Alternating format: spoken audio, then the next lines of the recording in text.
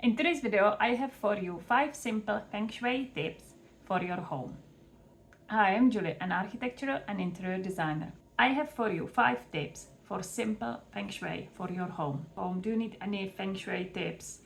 Honestly, I don't know. I just know that Feng Shui helped me at one point of our life when we were living in Malta and we were living on the building side. And I'm not exaggerating. Some people are saying, oh, we were living on the building side. We were living on the building side. I was stepping over the cement bags on daily basis.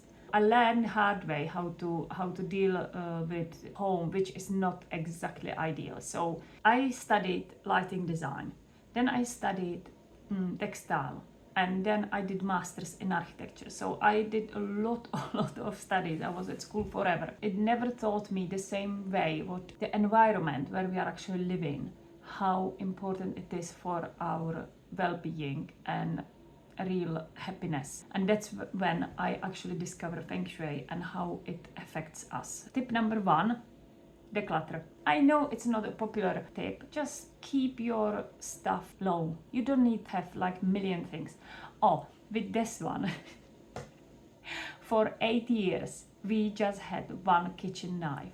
And it's so funny because obviously my husband is not cooking and our kids were small. I was doing all cooking myself. So we moved to England and we just had the one kitchen knife. And honestly, we never needed more. We have more now because we have 2 girls and I want them to help me in the kitchen. So we have more knives because then they can cook with me.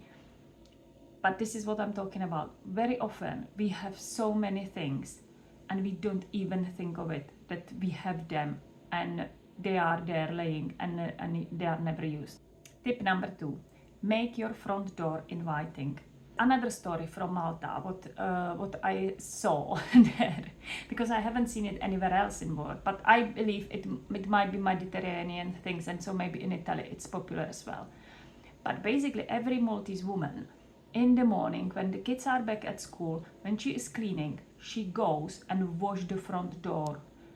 Again, it's something what is kind of Feng Shui thing, and I believe Maltese ladies are not exactly Feng Shui experts, but they love their home, they know what's important, and washing the door is part of it. Another thing what I learned from my grandmother, she was German, so she likes things in order, and she was always cleaning when we were going home. She was always cleaning around the house, so she sweep the mess. And this is the thing, sometimes kids are saying, oh, why should I clean someone else's mess?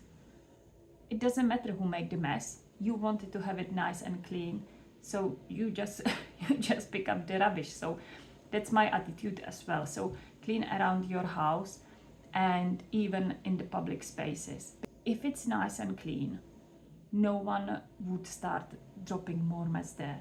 But if you can notice, if there is some rubbish already on the floor, people more likely throw the stuff on the floor as well. So my attitude is keep it clean and everything else will follow. Tip number 3, it's about better sleep. One of the Feng Shui tip and rule is kind of where to place the bed according to the door. I am not fan of that rule. Of course, in ideal situation, yes, have the bed in the position that you can see the door and that the bed is not in line with your door. Fair enough. But very often, the ideal situation is not how we are living. So, for example, in our house here in England, now we have the bed in line with the door, which is completely against all the rules of Feng Shui. But we did it because if we had the bed in the place where we supposed to, according to Feng Shui, which we had it there when we moved in, we basically had our neighbors through the wall, and believe me, you don't want that. you just don't want that. So we moved the bed. Yes, it's against Feng Shui rules, but what? We are happy sleeping in our bed. So do you need Feng Shui for your home? I don't know. Always try the best for you. Tip number 4, use as many plants as you can. Having real life plants in your home is the best thing what you can do for yourself. I believe it's the easiest way how to bring life and like lively energy in your home, and I am just big fan of real green plants. Tip number 5. Let the fresh air in. Again, as many times as you can open the window and let the fresh air in, just do it.